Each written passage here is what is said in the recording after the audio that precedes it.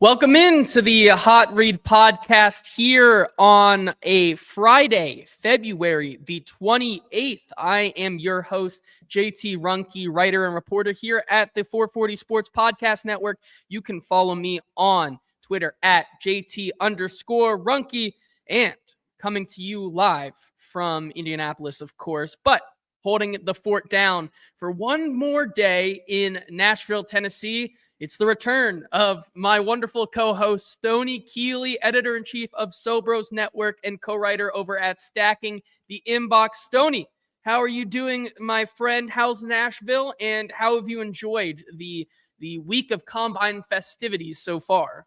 It's been fantastic. Beautiful weather down here. I know it's not permanently spring. This is like fake spring, but the weather has been just fantastic. Nice to go sit out on the back porch for a little bit at the end of the day. Just kind of like consuming as much Combine content as I can. I've been watching a lot of tape. Wrapped up 23 evals for the big board this week, so we're getting down to the nitty gritty, man. It is draft season full on at this point. But I did want to ask before we get started, JT, you're not going to grill me for my movie takes on this show, are you? Because I've just been getting dragged through it this week for. See, here's the thing. I've been so nose down to the ground, like head down working this week that I don't even know what take you could be getting grilled for. Do you want to No, I don't. Enlighten me? No? Okay.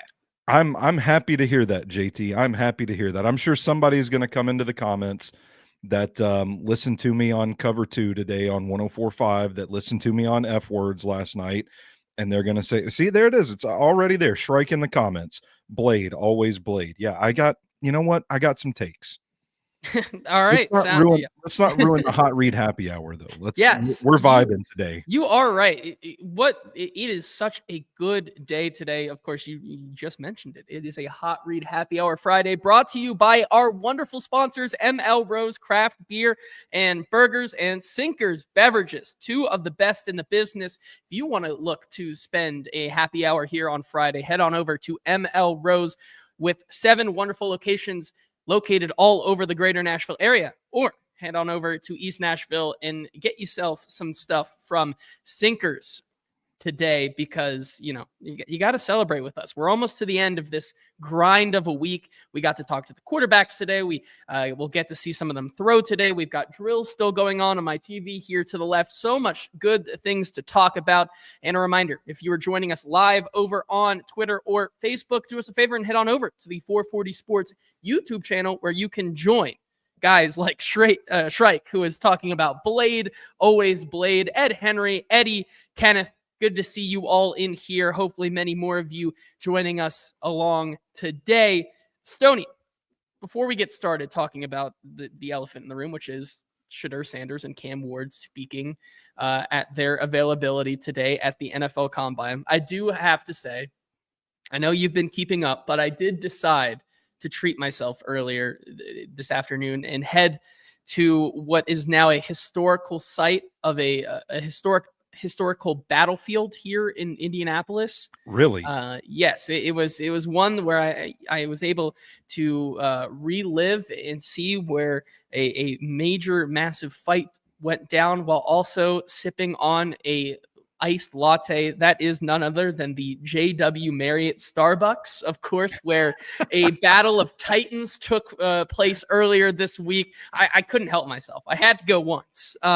Did you get a picture? Did you get a picture to report back to us? I do have a picture of it, good. But I might have to sell it to a museum, because I think that's where it belongs. I also got to indulge in some St. Elmo's shrimp cocktail. Like, thinking back, I can still feel it in my nose, the horseradish, and it just cleared my sinuses today. So we are we're vibing. We're happy here to be with you guys talking ball, and we can start with the quarterbacks. And I titled this episode, "Did Cam Ward or Sheduer Sanders impress more today?" And I think that's a hard question to answer, because I don't think you can really give a definitive answer. Both were very impressive, I think, in their media availability. Of course, the NFL did us no favors by allowing them to go both at the same time. So the media was kind of split between two. I know a lot of people went to Cam Ward. I went to Sheduer Sanders along with Sam Phelan and a few others because, if they're all getting that, I feel like some of us have to go over to Sheduer and do that. And I feel like in terms of entertainment value, Sheduer Sanders was the more entertaining guy to talk today, but it doesn't mean that, Cam Ward was any less interested. And I think when you talk about them, they're both very, very confident athletes. One is maybe a little bit more confident outwardly versus the other one who is more confident in the way they carry themselves, in the way they talk, and is more refined in their answers. Both very confident in different ways, and which is why they have separated themselves as the top two quarterbacks in this draft. Very, very impressive speakers in terms of their character. But I do have to point out before we get into some of these clips here and talk about them more specifically, Cam Ward was, this is what pissed me off today. If there's one negative thing that pissed me off, is that during Cam Ward's availability, a lot of questions were asked. However, as Cam Ward was walking off, that is when people decided to ask if Cam Ward was going to throw at the NFL Combine. And really? He said, yes, it was not until after the availability was about to end, in which he said, no, I will not be participating in any of the drills. I'll be waiting for my pro day, to the crowd's reaction of silence, which is wildly different than what we heard about Sheduer Sanders and his reaction to him not throwing. Was that Cam Ward hitting us with a Friday afternoon news dump, a Friday morning news dump, just walking off the press conference and just leaving that in there? Yes, Stoney, which is crazy because the fact that we took one of them so seriously versus the other one, and I get it, it's probably not as serious because Cam Ward has less to prove there, but the fact alone is that in general, Sheduer Sanders not testing created such a stir over the past week to the crickets that we heard from Cam Ward saying that he was not going to throw today. So I don't know. That was interesting to me. Stoney, your thoughts before we dive into the deep dive on what they had to say on both of these quarterbacks. Yeah, I think both guys kind of came across, like you said, confident. I think with Sheduer, it is a more outward confidence, but I felt like he was being his authentic self at the press conference and basically hate it or love it. But you got to deal with it kind of deal. Ward, I thought, was a little more intense, and I don't want to accuse him of anything, but felt a little like polished, maybe even scripted, like he's got some good PR people in his ear saying this is what you need to say. I didn't feel like he was as natural as Sheduer Sanders. That was the distinction for the two to me, but very clear that both of these guys are alpha dogs in their own right. Yeah, I definitely agree with you. Let's start with Cam Ward and what he had to say, because I think Cam Ward did answer more questions that pertain to the Titans specifically. Not for lack of trying. We did try to ask Sheduer Sanders about some of those, but we got more answers pertaining to the Titans with Cam Ward, and we can start there. We have Kenneth in the comments here saying, came away impressed by both. Honestly, Coach Will's calling it nothing more than Sanders hate. Eddie coming in hot today saying, we'll keep it football slander only, like slandering Shamar Stewart's ability to play football and slandering whatever the hell JT was eating today. Listen, I mean, I don't mean to slander your slander, but like, you don't know about San Elmo's and the combine and what that means. I think you need to learn a little bit of ball here. Like, that's a delicacy around legendary. Yes. I've never had it. I've never had the honor, but everybody talks about it every time they go up to Indianapolis. Yes. And so just had to get that out of the way.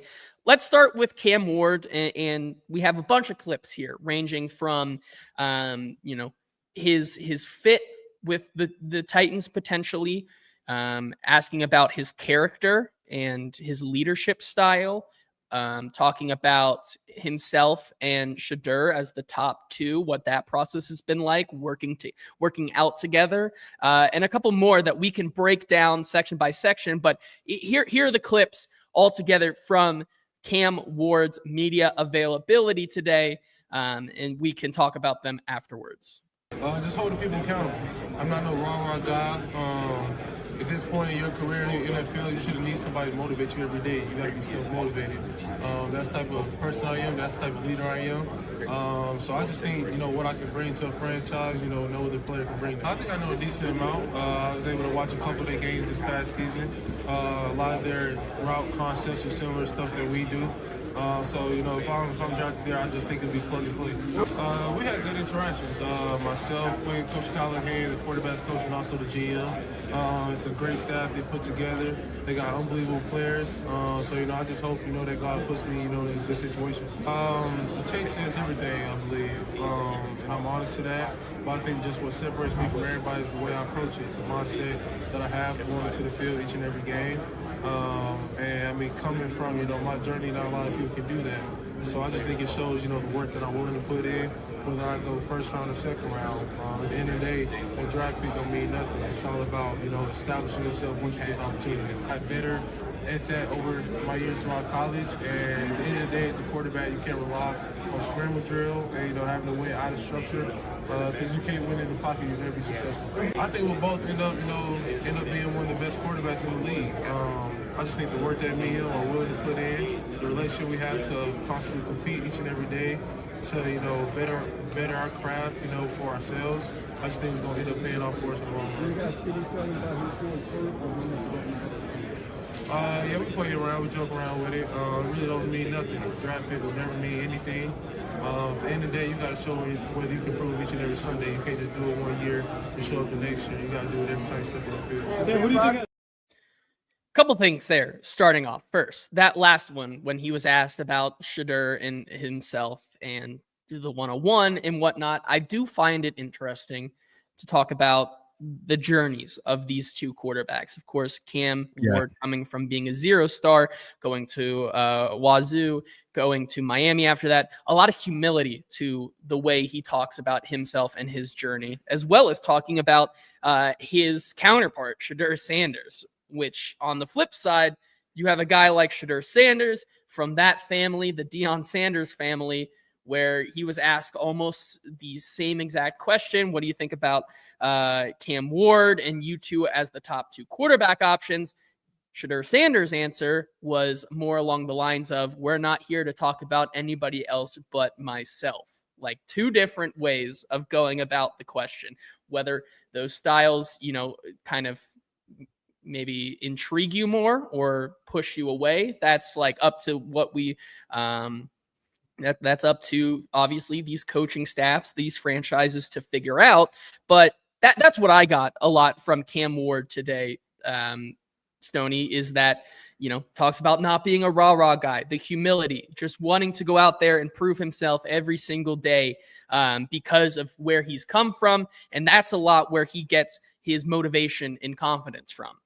And he has a point. I mean, that's something we hear all the time at the NFL. Like, if you need somebody to go out there and light a fire under your ass, you're probably not cut out for the NFL. You got to have that sense of motivation, that sort of intrinsic drive to be great, to really cut it in the NFL. And it's kind of like Cam Ward saying, like, look, it's not my responsibility. I'm going to go out there and be the best me that I can be.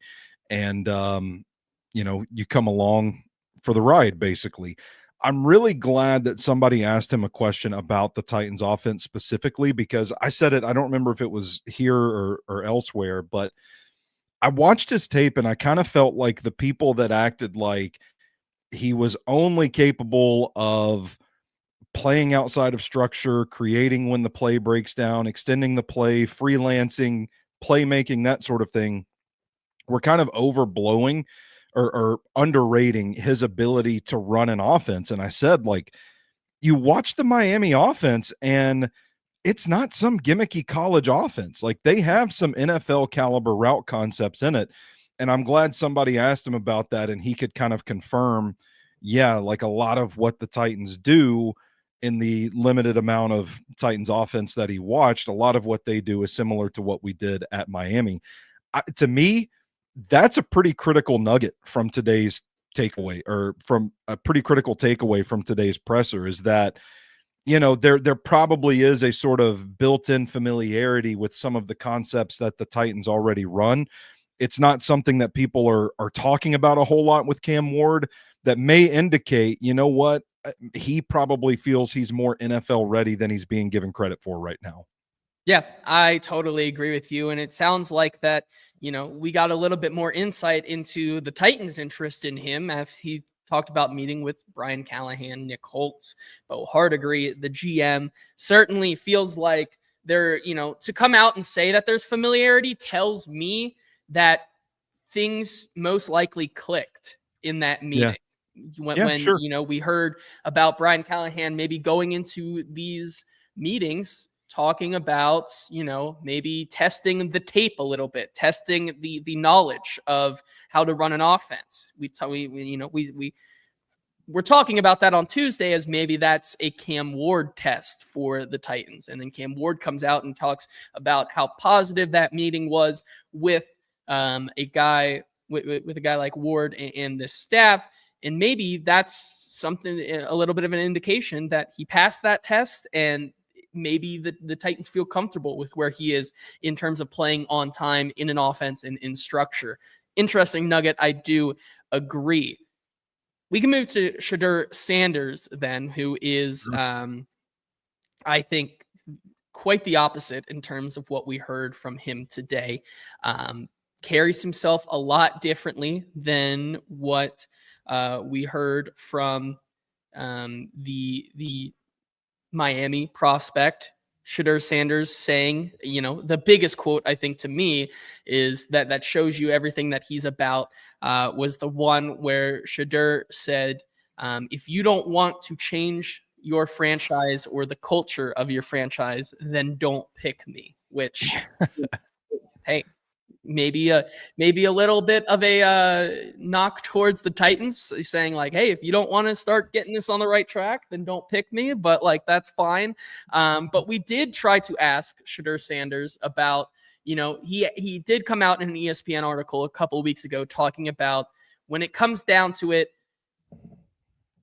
fit in an NFL offense matters more to him than where he goes in the draft. Obviously 101, you know, can mean something to some of these guys, like we heard from Abdul Carter earlier this week, talking about he thinks he's the best prospect overall. He deserves to go first overall here in this draft, versus a guy who maybe is thinking about where he fits and can excel the best in an NFL offense and franchise. Here's what he had to say when we asked him, you know, do you still feel that way? And is there potentially the best of both worlds situation between a fit of Brian Callahan's Tennessee Titans offense and still getting to go at the first overall pick? Here's where he took that answer. The number of where you go don't matter. Like I said, and it's I reference Tom Brady because he was the best of the best in all categories. He didn't go first. So the number getting picked don't matter. I wasn't the top-rated quarterback coming out of high school because it's a lot of exterior things that people like and they don't like about me. And I'm realistic, you know, and I'm realistic about my family and everything that people say it comes with. And he was going to continue that question before it was cut off, so I have to give him a little bit of credit there. But he still doubles down on the idea, even though having this super eccentric kind of personality and confidence up at the podium, there's still some of that where it doesn't matter. You know, he talked a lot about Tom Brady and his relationship with Tom Brady today. Obviously, someone who has become one of the greatest quarterbacks, if not the greatest quarterback of all time in this league. And how, you know, it always comes down to fit and not always having to be that first player picked. He was asked about his relationship with Tom today, and here's what he had to say about that. Yeah, Tom Brady, he's an all-time great. Being able to have that resource, being able to have that person I'm able to talk to and call whenever I'm having questions about the game. and he's able to relate to it because he did it at the highest level. It's truly amazing. I'm thankful for that. Stoney, the question I have to ask you right now, we talk about Sheduer already as a natural fit. Like, is there a possibility that we're coming around to the idea that either of the, if the Titans were to pick either of these guys, like, you just have to have the confidence in this Tennessee Titans staff to believe that they're going to fit no matter what? Like, it to me, after today, I came away saying that, once again, I think they still need to be convicted on taking one of these quarterbacks, because, once again, nothing has really changed my opinion in terms of they're not top 10 prospects. But I've come around to the idea that I think both of them could end up working, given what Brian Callahan said about working with talent versus fixing it, talking about how important it is to learn the person and the nervous system. Like, if they end up taking one of these guys, whether it be at 1, whether it be at 3, whether it be at 6 or 7, if they were to fall, once again, we are so early into this, every single move that is made each day, which we'll get to here in a second with Matthew Stafford, kind of changes the math a little bit. To me, I'm becoming more of the idea that even though I may still prefer a guy like Sheduer Sanders versus Cam Ward, I feel that this Titans team may feel that both could work. Yeah, absolutely. I feel like where I've loosened my stance a little bit the most is from finishing my tape study on Cam Ward. And like I mentioned earlier, kind of concluding that people don't give him enough credit for how on schedule he kept that Miami offense, how effectively he ran it, kind of seeing on the tape instances of where he was not just scrambling to make a play and just recklessly throwing it into coverage, and thinking enough people, there aren't enough people talking about that aspect of his game. Hearing that backed up in his presser today, and hearing Brian Callahan talk about, acknowledging that you tailor the offense to the strength of the players, that sort of thing. I've always felt like Sheduer Sanders was going to be a good fit for what he's trying to do here, but it took me kind of finishing up the tape study, getting my obligatory games in, watching Cam Ward, and then seeing the interviews and stuff like that, to really feel comfortable getting to where you're talking about, where both of these guys will work. I think if the nervous system is the most important box that you're gonna check for the quarterback position, I think both guys check that box. And I think maybe we're still operating under the premise that Ward has the higher ceiling because of the physical gifts. Sanders has the higher floor because of the polish, the skill set that he has, the anticipatory throws, the placement, that sort of stuff. If it's a tiebreaker, maybe you take the upside, but I don't think these guys are as polar opposite from the neck up as initially presented to us earlier in the season. Yeah, I agree with you there. Didn't stop Sheduer Sanders, however, from continuing to double down here. And I see a lot of your comments about, both Chad Brinker, which we'll get into, the Matthew Stafford trade, whether they pick at 1, is there potential to move back at 3rd? We're going to get into all of that here in just a second. But I do think there's another element to Sheduer Sanders, the person, which is in this next clip where he was asked about the interview process with some of these teams and took a very interesting kind of way of looking at it. And here's what he had to say about what, he's looking for in these meetings. Not the teams, what the teams are looking for in him in these meetings, what he's looking for. And here's what he had to say. All different type of personalities, but the truly thing that I know is I know what I want, and I know it's gonna make me succeed. So that's these conversations with the coaches, with the GMs, and understanding, look, this how I'm gonna get on track. Because I tried everybody's way, I tried every different style, every different way, so I know what works for me and what makes me play my best. Talks a lot about how he, regardless of a team thinking what works for him best, he knows what needs to work best. Is there a situation out there in the ether where he goes to a team that he doesn't believe will work, And we see a little bit of an Eli Manning situation, and we come full circle on he's not going to end up as this drama king like maybe his father has been at sometimes, versus now he's looking out for what's best for him. Like, I know it's kind of crazy, but like, doesn't that answer kind of give you inklings of that?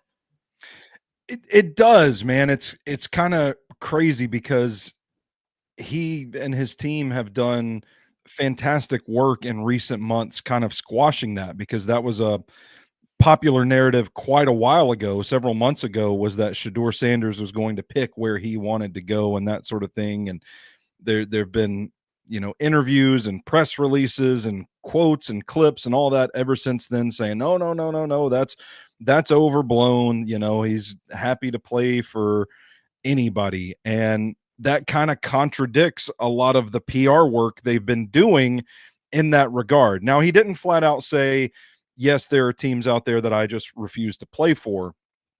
But I do think it's interesting to think this is a reflection. It's an honest answer, I believe. I think it is Sheduer kind of being transparent in the moment. And at the very least, I think we can safely say he's thinking about the fit from the other side and not just the elation of being drafted early in the NFL draft. It's something that's important to him. Yes, I agree. And then the final clip that we have here is of Sheduer Sanders talking about what makes him, regardless, maybe that doesn't matter, because in this next clip, he calls himself a cheat code no matter where he goes. And he talks about what exactly makes him a cheat code, given the type of player he is. Here's what he had to say about that. Extremely important to keep your mental in the best place, because that's what my game is playing. My game's not playing for my legs and not even just my arms. So I know longevity, the all-time greats, what's Tom Brady's best trait? His mental. He's able to think. So if you have those traits of greatness and I know where I'm headed, then why wouldn't the franchise pick me? The ultimate cheat code. Calls himself the ultimate cheat code because of his longevity, of where his, the mentals are in his game, which from the neck up calls back to the ability to process an offense, maybe not having the biggest arm, being able to play in structure a lot more. Honestly, going from that first clip to the second one, between what he's looking for, and then it's a good bounce back answer. And what makes him such a polarizing figure from a press conference standpoint, like as Hurricane Lou says, like, they both were saying the right things, I think. And he says, but what are they supposed to say? I would argue that you can still, even though you have a guy like Travis Hunter yesterday who gives the biggest like FU answers of all time to every single question, it tells you you can still learn things about the player. You can still learn a little bit more about what makes that player tick. And so I think that today gave a real good example of who a guy like Cam Ward is and a guy like Sheduer. Yeah, absolutely. And I think Sheduer comes across in that quote particularly as a pretty self-aware kid. Like, I don't know how many other players are willing to go out there and just talk about, just say flat out, like, the strength of my game is not in my legs. I don't win with my legs. I win with the mentals. And like you said, it's the processing, it's the accuracy, it's the decision making, that sort of stuff.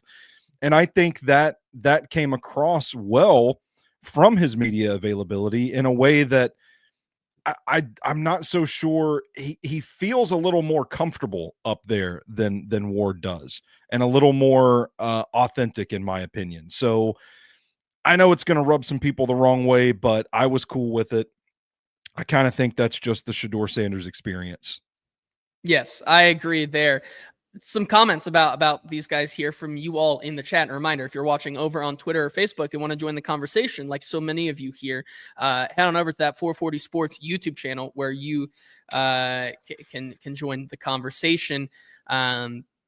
you have, like you said, it rubs some people the wrong way. As MB says, he's trying to talk a big game, but it's not a big game until he suggests a team that doesn't mesh with him, which he wouldn't dare do. Trust me, calling it a cheat code. Lol. Okay, give us the cheat code, Sheduer, and how far you're going to fall. Hashtag burn there a Not a little Sheduer bit. fan, huh? Paul saying that he likes both. Cam more because of the better twitch, super loose arm, and quick release. I agree that they are both dogs, in which I agree as well. That's the one thing I came away with above all else is that we can always trust Paul to have a reasonable perspective. Yes, exactly. Right.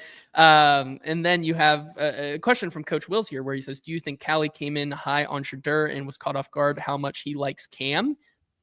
I think it's plausible. I think it's possible. Yeah. I mean, obviously don't know. I'm not connected to Brian Callahan. I can't speak for him, but I would say his comments about working with talent, you could potentially glean from that an acceptance of sorts of Cam Ward's skill set and potential. Yes, I agree. And we can start moving on. I don't know if Stoney, just a look behind the glass here, because we still are like grinding the combine at heart. Are you preparing to watch Nick Emowari's second 40 time here? If he's going to hit below 4.4, which we can talk about if he does, which, you know, maybe we allow you to do that, and I will remind the great folks back in Nashville of our wonderful sponsors here, ML Rose Craft Beer and Burgers. 7 locations in the greater Nashville area in Capitol View, Franklin, Gallatin, Melrose, 8th Avenue, Mount Juliet, Sylvan Park, and an 8th location coming soon to East Nashville in Inglewood. So easy to see why it is such a popular place to go out and watch a game or go out and watch the combine today and tomorrow.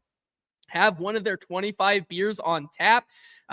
Enjoy the pretzel bites, the Nashville hot cheese curds, the fried pickles and peppers here. Ooh, there it is. 438 from Nick Emowari. Wondering if he was going to get it. He does right there. You could see. You could have been not like us and been enjoying an ML Owl Lager over at ML Rose, chomping down on their burger of the month, the El Jefe burger, which, by the way, it's the last day of February, the last day to go and get that burger of the month. You could have been watching Nick Emowari, one of the freakiest, traitsiest safeties in the class, running a sub 4.4 there. Interesting to talk about him as we get closer to the draft. But, you know, Stoney, I know you were talking about potentially, like you said on Tuesday's show, when the wife says date night is at ML Rose. Is that the spot tonight, do you think? That's what I'm crossing my fingers for, because it's been a long, hard week, and I'm ready to crush some beers and eat a cheeseburger. So I'm hoping that's where we're going tonight. Fingers crossed. I love it. Thank you, ML Rose, for sponsoring the show. Also sponsored by Sinkers Beverages, 4-time Best of Nashville Liquor Store of the Year, and for good reason, because they simply have the best selection of beer, wine, and spirits in town. Got to head on over there and pick yourself some things up for the weekend. If you can't get out there, no worries. They've got you covered. Simply search Sinkers on Uber Eats, and they deliver the booze to you. Stoney, I've loved my time this week in Nashville, but if you could tell me that, in Indianapolis, but if you could tell me that I could be back in Nashville right now at an ML Rose and then hang out with my buddies this weekend, where we Uber Eats some beverages from Sinkers, that sounds like the perfect weekend. And that's what I'll be daydreaming about tomorrow when we see Tyler Shuck and Will Howard and Kyle McCord throwing bombs while Jalen Milroe checks down 4 yards down the field. So thank you to ML Rose and Sinkers Beverages for sponsoring the show. Now, Stoney, the other big news that dropped today, which we can kind of all encompass into one big conversation here. Matthew Stafford, the wait that is finally over. The decision that made a lot of the NFL insiders go into a civil war at a Starbucks. It's finally over. Matthew Stafford is returning to the Rams, which takes, maybe a little bit of throwing a wrench in some of the plans of maybe the Yeah. Las Vegas Raiders, the New York Giants. What that means right now for the Titans, my take here overall is that Matthew Stafford going back to the Rams is one of the best things that could have happened right now for the Titans in terms of trading out from the 101. It makes those teams all the more desperate. And Coach Wills was asking a question here, which I think is what this question is. Correct me if I'm wrong, but he says, what is the realistic holdup at this point? Like, what are they looking for? I'm assuming in terms of like a trade potentially. It's to continue making these teams more desperate. Like, Matthew Stafford going back to the Rams was a step in the right direction today. Whereas if Sam Darnold were to go back to Minnesota, if Sam Darnold were to go to a team, say like the Steelers, if Sam Darnold were to go to a team like the Jets, that's yet another shoe that would drop, shooting that price up, given what we heard from Cam Ward and Sheduer Sanders and their confidence today. And so I think this was one of the best things that could have happened for the Titans, especially on a day where the quarterbacks were going. We're talking about this. There's buzz all around the NFL Combine right now about these quarterbacks. This is a good thing for hashtag team trade back. I would say so. I don't know how it fares for team get a good quarterback for the Titans, because this is another domino to fall. You factor in that Derek Carr sounds like he's going to be staying in New Orleans as well. The Giants are shifting their focus to Aaron Rodgers, apparently. It's one less guy that is an option for the Titans. And I think if you are team trade back, yes, it helps to procure picks. And maybe if that team is the New York Giants that you trade with, you only fall back to 3. Maybe you could still get either Cam or Sheduer, whoever the Giants don't pick at number 1 overall, assuming Cleveland passes over the quarterback too. That's a risky dice roll because you don't know what the Browns are going to do. And so at that point, it's like, okay, well, what happens if you do trade back? Stafford is with LA. Derek Carr is with New Orleans. Sam Darnold goes to Las Vegas. Aaron Rodgers goes to the New York Giants. Like, what is your move going to be if you miss out on all of those guys, and then Cam Ward and Sheduer Sanders are both selected before you can pick? That is where we start getting into the darkest timeline of probably going to run it back with Will Levis. So I'm generally speaking team trade back, but I do think you still have to have a quarterback out of this cycle. And that's where the Stafford returning to LA is kind of it makes things kind of tricky. I feel like we're heading towards a scenario where it's going to be Sam Darnold or bust. And I don't know if that is an advantageous spot for the Titans to be in. I will say the avenue to trade back there as well. Like, I think the Giants would still be interested if they were to take an Aaron Rodgers. Do you think so?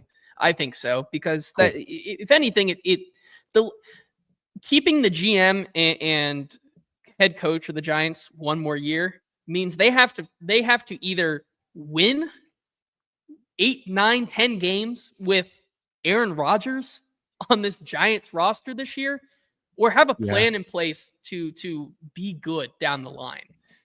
I don't think that you achieve either of those with just Aaron Rodgers next year. And so I think that no matter what, listen, from what we heard at the Combine this week, there's been buzz that the Browns are in on both of these quarterback options at number 2, which I think helps the Titans as well. Sure. Like, I think that's also gives leverage, that if you truly believe the Browns are in on the quarterback, that means that the Giants are out of luck there. And I think no matter what, even if they were to sign an Aaron Rodgers, like, you still have a opportunity to get that team desperate. As Coach Will says, the Giants certainly are scrambling. There was a report earlier today that someone saw Mike Borgonzi and Joe Shane walking away together in conversation. 7 minutes in heaven. The 7 minutes in 101 overall heaven is what we can start calling that. Now, did it actually happen? Did it not? Well, we may never know this, but I think it's a realistic thing that could be happening today at the combine. I think it's a realistic thing that is going to happen all the way up through free agency and beyond as we continue down this cycle. Personally, I think today's news reinforced the idea that I think there definitely is the possibility of the Titans now looking at trade back more than ever. Team Ramrod here saying we can get to what you guys some of you guys said here in the chat. Team Ramrod saying the Cyborg put Shane in his metal torture chamber today at Lucas Oil Stadium. A lot of you other guys have thoughts here. Where Eddie's saying he desperately wants another 2026 first. Part of me hopes a trade with Raiders or Jets materializes instead of the Giants. I would argue that even if the Giants, like if you get a first from the Giants to move up there, which like I think you could start the bidding realistically for the Giants to come up there if they're that desperate to be like an extra 1 and 2 2s. Or something like that. Like, I think that gets the deal done. And I think that's still, no matter, like, even if it was Cam Ward, even if it was Sheduer Sanders there for the Giants at 1, I still think that it's the Giants, right? Like, they're not a quarterback away, just like the Titans. Like, that realistically probably puts you in the top 15 picks again next year. So I'm with you on that. Richard says that he thinks the Titans will be picking 3rd. Coach Will's also talking about how the Giants will be like the cat you accidentally feed and keeps coming back. Certainly feels like with every passing day that another quarterback comes off the market that doesn't go to the Giants, that feeds the desperation. I think it's in the Titans' favor to ride that line, that risky doomsday line that you're talking about by not going out and getting one. Because I think even if you want to go out and say that you're signing a quarterback with the full intention still to draft one at the top, I think it halts the brakes just a little bit on what you're able to do. And I think something that Chad Brinker said in his article today with Nick Suss plays into the idea that they're okay riding that dangerous wave today. So we can get into that here in a second. I was just about to bring it up. I mean, there's a timeline where the Titans are okay playing the patient game. They just want to get the best player possible to build the team around, to start adding building blocks, cornerstone pieces to this roster.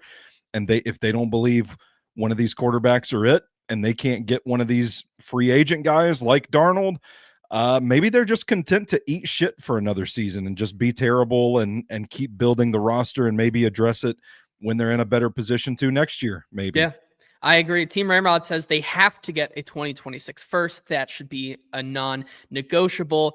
I still am of the idea here that even what we heard today from Cam Ward, Sheduer Sanders, I'm becoming more maybe this is not good for hashtag team content, but like in my heart and in my head, out of any of like the 5 options now between Travis Hunter, Abdul Carter, the 2 quarterbacks and trade back, like I kind of get it. Like I'm starting to understand the like each one, you could probably say they pick them 101, any of those 4 guys.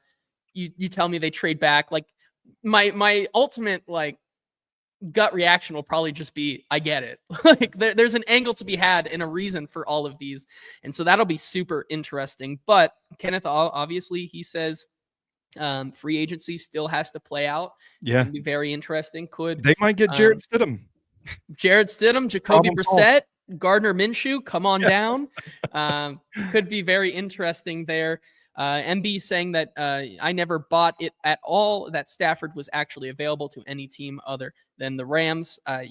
Very interesting there as well. Team Ramrod saying they scheduled their top 30 visits with Ward, Carter, Hunter, and Sanders before free agency. I think that's a soft deadline.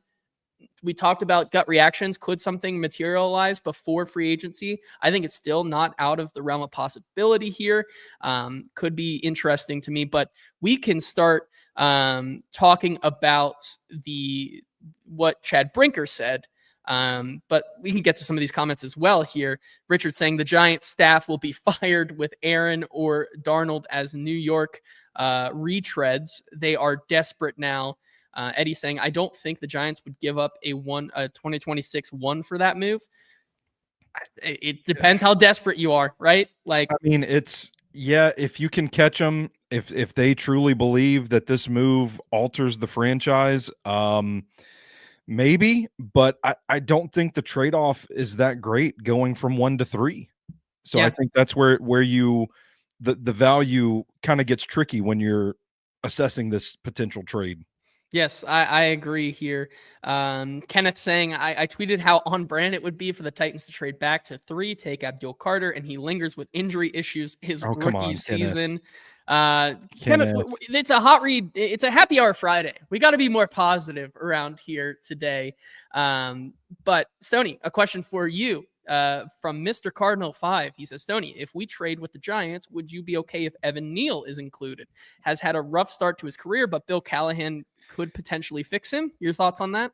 Man, a rough start to his career, I feel like is putting it pretty nicely. Now, I really liked Evan Neal coming out of Alabama. I thought his tape was really good. I thought he was warranted as a top 5 pick. That was a good tackle class, but man, he had some good tape. And to Mr. Cardinal's point, if anybody could fix him, it's Bill Callahan, right? That's the idea here. But I just wonder, like, from a mental standpoint, as bad as the Giants have needed offensive tackle help and how little he's been available, I don't see the dog in him. He's been on radio shows, chastising the fans and telling them to go back to flipping burgers and stuff at their job. Like he's just kind of like, I don't know. Like, I kind of feel like maybe he's not the right type of character guy that they want to build around, that they want to start rebuilding this team with. And I don't think the tape for the Giants has been good enough to really to me, it would be a case where if the Titans end up with Evan Neal, I'll put it this way. If the Titans end up with Evan Neal, it's because they made a trade with the Giants and the Giants are just offloading him. Like, here, take this guy. Yeah. I don't think there's a lot of value there. Now, Andrew Thomas, as Team Ramrod points out, maybe then we can start talking, because Andrew Thomas and J.C. Latham as your bookend tackle sounds pretty enticing.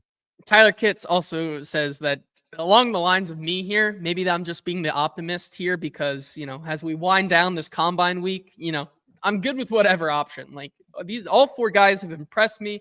Trading down is something that I think works for their future. Like, right now, I'm kind of down. I'm kind of with you, Tyler. I'm down with whatever they decide to do.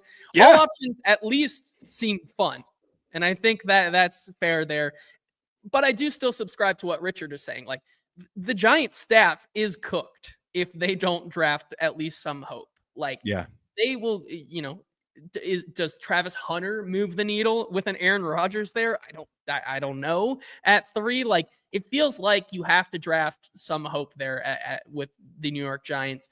And so I think you potentially could talk them into getting a first next year. The trade charts are really weird, right? Like, obviously teams don't really subscribe to the Jimmy Johnson trade chart as much as they maybe used to. But like, using that as reference, I think I saw today, like, the Titans are at 3,000 points for the 101. Yeah. Drop off to the 3rd overall pick goes down to like 2,300. Like, there's 700 points of makeup there, to where, according to the Jimmy Johnson chart, like, if the Giants were to trade their first this year, their first, second, third, and a 4th this year for the 101, that puts the Titans like plus 100 in value. That's crazy. Like that, like, there's a lot of ground to be made up there. To where if you subscribe to that and you want to make a deal work, like, the drop off between the 1st overall pick, that power to pick anybody, I think is more powerful than people sometimes give credit to these guys. And so, I agree with the idea that the Giants are going to do something, which I don't know if it'll be good, but They're going to do something. Sean James asked Stoney, which lineman prospect is this year's John Blutarski? I'm getting cooked for my Animal House takes again in the group chat as I'm trying to do a show here and people are just flaming me in the Sobros group chat because I don't like Animal House because it's a stupid, childish, sophomoric film. How about that? Okay. Take that, Animal House Hive. Big takes here. But there's also some negativity here in the chat with Team Ramrod saying that we all know it's going to be Mac Jones and I'm going to drink bleach. Hey, listen, Team Ramrod, just hold on a second, okay? Put that bottle of bleach down. Come sit with me. We'll watch a few Mac Jones games and maybe we can turn that around for you. Uncle Drew says, if we sign Jacoby Brissett, I'm going to get blackout drunk and not in a good way. Like people are, you bring up a good point here, Stoney. Like the options, like towing that line, if you aren't able to thread the needle and make something work, the repercussions of not getting a guy more, stable than a Will Levis is going to make people not feel good. That's for sure. Yeah.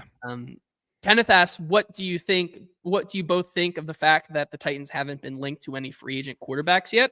I call it smart. They're right now with where they are. I think there's no reality where linking yourself to a Cam Ward, a Sheduer Sanders, or a veteran quarterback benefits you in any way in terms of making the most value out of the first round of the first overall pick, in my opinion.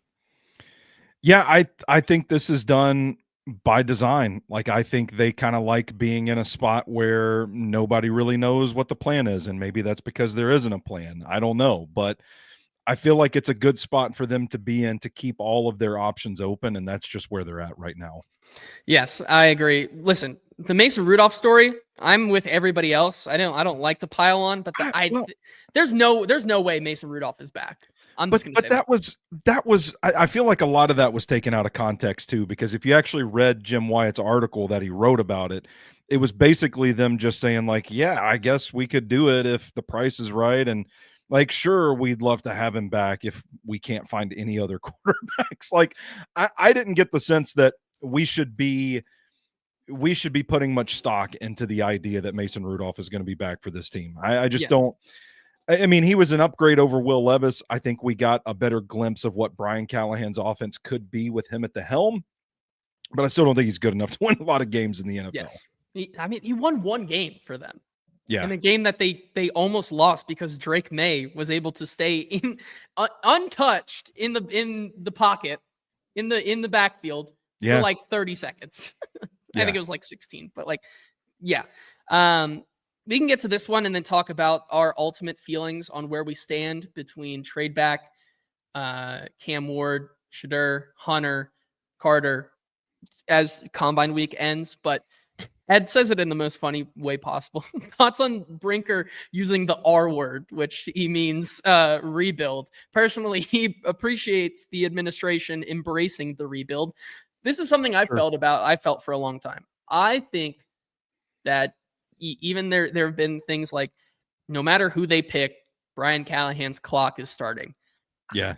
I'm kind of the opinion that with Amy Adams kind of stepping back, giving the power of Brinker and Burke Nihill to speak for her on the behalf, it feels like she's taken a step back to say, I'm just going to chill for a little bit. Whatever happens, happens. When we get the new stadium, I might reassess what happens and how I feel about what I'm doing. Because hopefully they're better. And of course, obviously, that's the only time you'll probably ever hear from Amy Adams Strunk is when they're good. But yeah, I don't know. I'm of the opinion that they're letting whatever happens. Like they're trusting Borgonzi and Brinker to get this thing right because they've seen how good teams build. And there's no conceivable way for this team to get to where those other teams are right now through one offseason, one pick, one selection, right? Yeah. Like you can't do what the Commanders did because Cam Ward and Sheduer Sanders aren't Jaden Daniels. Like that's not a possibility right now. But Washington had a lot of other things go their way too. I think that's Yep. an oversimplification of what happened. They had a really good free agent class. They had a really good coaching hire cycle with Dan Quinn and Cliff Kingsbury. Like, I get that the quarterback can be a spark for a lot of different things, but I I think it's probably fair to use Washington as the blueprint for how you build a team and quickly turn around. But I just think that people should acknowledge that it was more a bigger picture thing with Washington than just drafting Jaden Daniels. That's all. Yeah, I think that's definitely a fair way to say it. So as we wrap up the show here on this Friday, Stoney, if you're listening to us and this is the first show you've listened to all week, reminder, we have 3 other shows from earlier this week. Stoney was on with me on Tuesday talking about Brian Callahan and Mike Borgonzi and everything they had to say. Wednesday's show was talking about everything we heard from Abdul Carter and the Harold Landry news. Yesterday was about Travis Hunter or Abdul Carter, which one makes most sense. And now we're here where we finally talked about all 4 of the most prominent 101 options plus trade back. Stoney, as the weekend ends, or as the week of the combine ends, we have some drills tomorrow. Sean asked, which lineman prospect that has that vibe that could be a sleeper, someone that meets the eye and could also crush some beers. That's going to be tomorrow's content that you can find on Twitter, because we get to talk to all the big boys tomorrow on the offensive line. That's where you really get to learn the personalities. It's one of my favorite days to talk to players. Going to be exciting there. But Stoney, I've got an answer for that question you do? too, by the way. What is it? Jacksonville State's Clay Webb, interior guy, Yep. played a lot of guard, played some center, low center of gravity, squatty guy, really thick build, and I love an offensive lineman that doesn't wear gloves. Like, just go out there and maul people with your bare hands. I love it.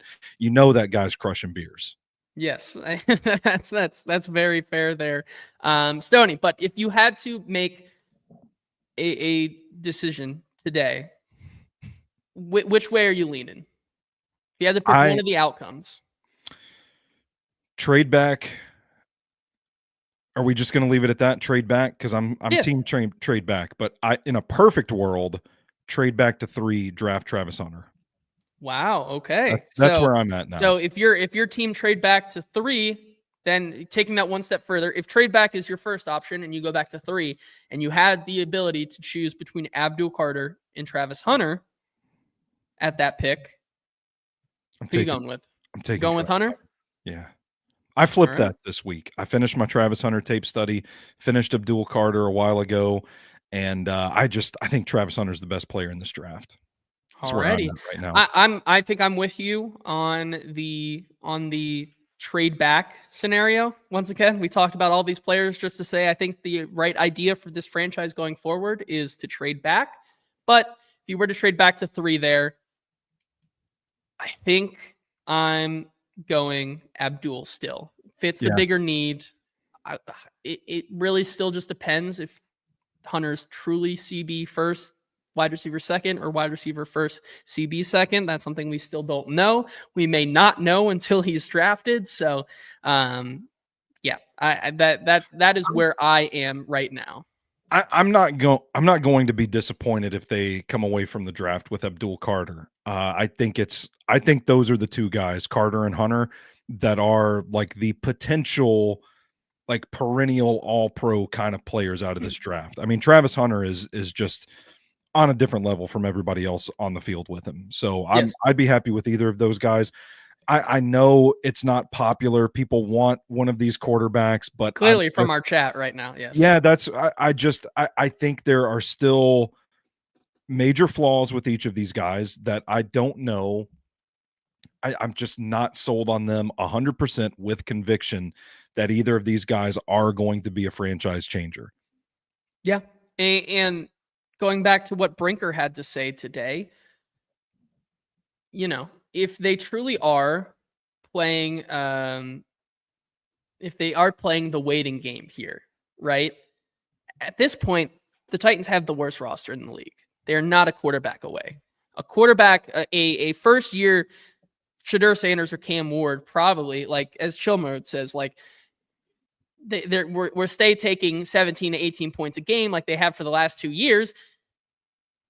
To me, if you were to keep this roster the way it is, with them being selective in free agency, with them keeping the wide receiver room kind of the way it is, I don't see a world where Sheduer, Sanders, or Cam Ward are putting up more than 17 or 18 points a game with where this team is. Like this team, No. this team is bad. They have the worst roster in the league. I don't think they should be thinking quarterback or bust right now, because they have to take the best player to just make that roster better anywhere. Yeah. And then, I mean, what happens if the quarterback doesn't really pan out? If the Titans lose a bunch of games, and like, we talk patience, but what have we seen from Amy Adams Strunk? We've seen, and Titans ownership, we've seen action. So you're going to draft one of these guys, put them on a bad roster that's probably going to lose a lot of games, and then you're going to fire the coach, and the rookie quarterback's going to have to learn a new offense and a new system in his second year. Like, that's not a recipe for success. And I know that that's the darkest timeline, and that is, you know, assuming that they don't have conviction on one of these quarterbacks themselves. But I think if they go quarterback here and pass on one of these building block type of players in Carter or Hunter, I think there is a scenario where this could end really, really poorly for the Titans and end up in a worse spot next year than they are now. Yeah. I mean, that is fair. Paul saying, you know, you don't have to be a quarterback away to get a really good quarterback. It's for the long haul. They have 5 years with a first rounder. The O-line will be better.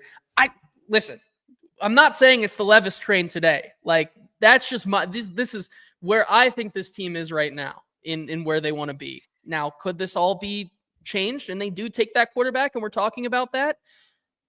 Yeah, I think that is still very possible here. However, like, if you had to ask me right now, and you're taking, because someone asked, if you do not go, if you don't end up going quarterback with that first pick, and you take a guy like Hunter, or you take a guy like Abdul Carter, what's the situation there? There are still quarterbacks in this draft. Like, I've talked about this I've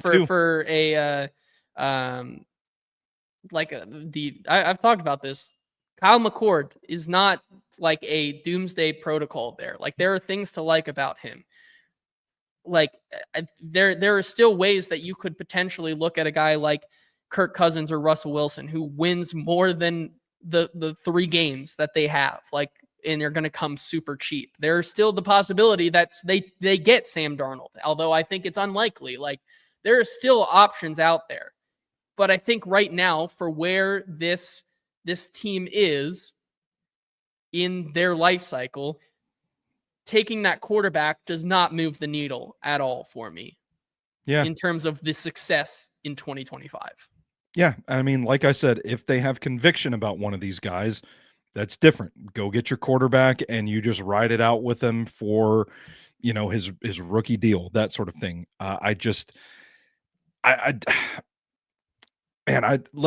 wait and see. Let's wait and see how the Sam Darnold domino falls before we just declare complete and utter panic.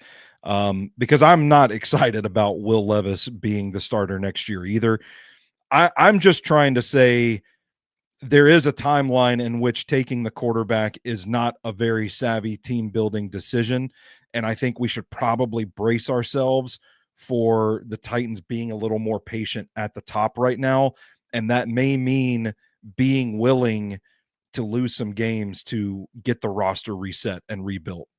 Yep. I agree with you there. And I think that I couldn't have said it better. And I think that's where we're going to end the show today. Thank you all for being here. Appreciate the discussion that we have. Listen, I'm not saying Will Levis is the quarterback of the Titans in 2025. Yeah. I'm just saying, like, there's still so much time. But as of right now, from coming away from this week, I think that it's not out of the question that they pass on a quarterback in the first round. But, you know, we'll have to see, and that's what we will continue to talk about here for the rest of the draft season. I got one more thing, and I just feel it burning with fire in my chest. I've got to let it out. Okay, one more time to be clear: CJ Stroud alone did not turn around the Texans. Jaden Daniels alone did not turn around the Washington Commanders. That's all. I'll go enjoy the rest of my beer. TGIF. Enjoy your weekends, everybody. Yes. We appreciate you guys being here with us in the comment section for this discussion. I'm sure this is going to be one that we continue to rage on. Like, this is not the last time we talk about this, as Coach Will says. Leaving on that is wild. Like, I mean, I've talked about it for the last 2 days. Like, I thought, Abdul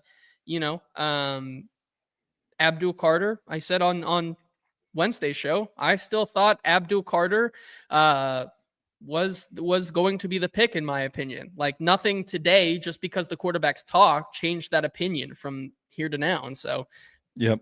Yeah, that's where I think that's where I stand on it right now. We'll be back on Tuesday to pick up the discussion and so much more when we hear how the Sam Darnold domino falls, where that potentially could be leading, where, what we hear for the rest of the weekend with the quarterbacks and everything else.